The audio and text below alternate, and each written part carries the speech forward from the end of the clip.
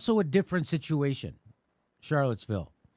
Now, in Portland, there was no fascist or there was no rally of fascists. Like I said, there's a textbook handful of people.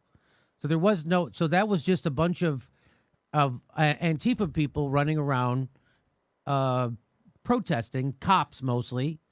And then when they did that violence against Andy No, it totally backfired. So if that's going to hurt you. So here's what so that's what do you think about that? So that's what so that's a different that I think that was a different situation. Yes. So he's saying it was good to see us fighting back against the fascists. So and that they saved his life. Well, Because the cops pulled back in this situation also, by the way. well, that's the thing, and I think in that situation, I think I would agree with Cornel West. If there was 300 fascists in Portland, then the cops pulled back. Yeah. Then and you're an activist and you're a nonviolent activist and you're with the clergy and your life is in danger, then you have no choice. I think they are different situations. Had the cops been there to keep the peace and keep the two groups divided and say, all right, fascists, you get to say your craziness over here, and Antifa and you folks can say your craziness, we're going to keep it safe. That's a different thing, because this, and it speaks to what Cornel West, who I think is brilliant, what he says, and I agree with him, that I think some of this is by design to keep us fighting with each other, because if we all got, if the Proud Boys sat down and these neo-Nazis sat down about all their grievances and you went, yeah, it's probably corporations that have done that, not minorities, not immigrants. Right. Billionaires took your jobs. Billionaires took your rights. That's right. They don't want us unified. It's like when Fred Hampton unified. You are so right. Yeah. So I think If you everybody should listen to the Dollop podcast about Fred Hampton. it's brilliant.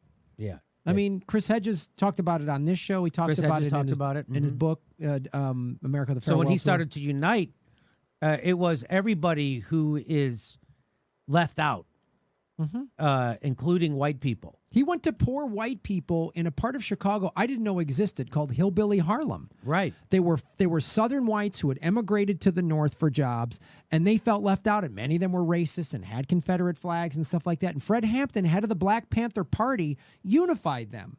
He had the first ever Rainbow Coalition. Fred Hampton did that. And then they killed him. And then they killed him. Well, isn't that what Martin Luther King also wanted to do? He was saying that it isn't about race, it's about poverty, and that we need to help the poor in our country. Yeah. It was Poor white people, poor black people. And he wanted to bring people together, and they don't want that. Bobby Kennedy did that. Yep. And when Martin Luther King pointed out our imperialism and stood up against the war, that's when he lost. That. Oh, yeah. So here's what Ricky Gervais says. He goes, it's interesting that people who believe that throwing a milkshake in someone's face shouldn't be considered assault are often the same people who believe that saying things should be. Bam. That's a great point. He has another point, Ricky Gervais. He says, opposing left-wing extremism doesn't mean you support right-wing extremism. Opposing right-wing extremism doesn't mean you support left-wing extremism. You're allowed to hate all extremism. There are loads of other choices. Also, stop wasting milk. People have called us extremists. Have called us radicals because we wouldn't support warmongering corporatists at the ballot box. So, one guy's extremism is another guy's. But I get what he's saying. And running around with weapons, with masks on, it's not going to be right. You could easily be infiltrated, which is, of course, they're already infiltrated. Of course they are. I'm of sure course they are. There's cops that are right wing Nazis. There's so much evidence of Yes. like Klan members and neo Nazis joining the police force. Right. I mean, and anyone can infiltrate any organization and divide it. Well, I would even say that as I look at the top chat, people come in to divide it.